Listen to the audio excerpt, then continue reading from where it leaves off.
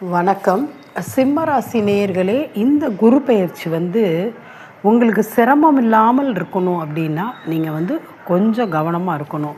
ஏன் அப்படின்னா சிம்ம ராசிக்கு குரு பகவான் விரய குருவாக 12ஆம் இடத்துல இருக்கார்.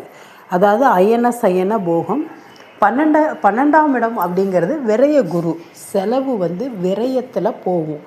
விரய செலவு அப்படின்னா மருத்துவ செலவுலாம் வந்துச்சுன்னா விரய செலவு தான். அதாவது வீண் செலவு.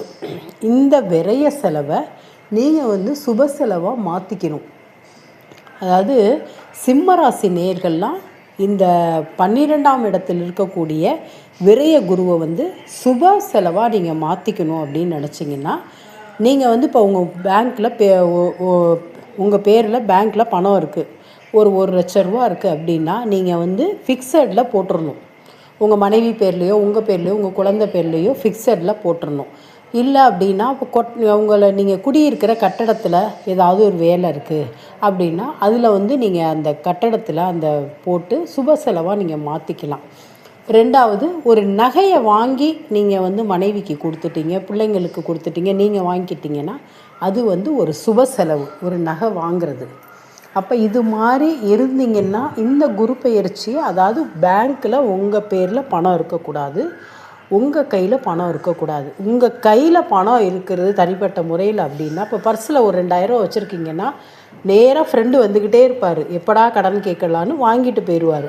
ஆனால் கொடுக்கவே மாட்டார். நீங்கள் ஃப்ரெண்டுக்கிட்ட எப்படா கேட்குறதுன்னு இருப்பீங்க. அதே மாதிரி சொந்தக்காரங்க வருவாங்க, சாதாரணமாக பேசிக்கிட்டு இருப்பாங்க.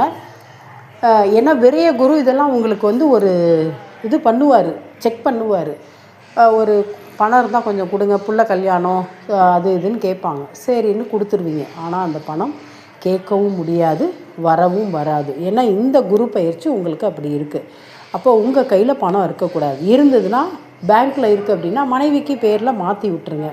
இது மாதிரி சுப செலவாக மாற்றிக்கிங்க. அப்படி நீங்கள் மாற்றிக்கிட்டிங்கன்னா ரொம்ப ரொம்ப நல்லது. அப்படி இல்லைன்னா ஒரு மருத்துவ செலவு வரக்கூடிய வாய்ப்பு இருக்குது. அதனால் ஒரு வீடு வாங்குங்க, ஒரு கட்டடத்தில் இது மாதிரி கொண்டே போடுங்க. பழைய கட்டடத்தில் வீட்டு செலவு ஏதாவது செய்யுங்க. பொருள் வீட்டில் எதுவும் வாங்கலைன்னா அதை வாங்கிடுங்க.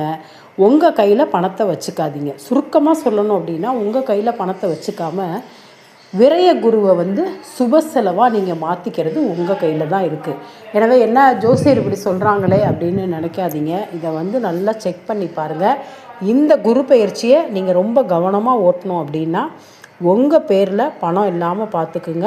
அது மாதிரி இருந்தால்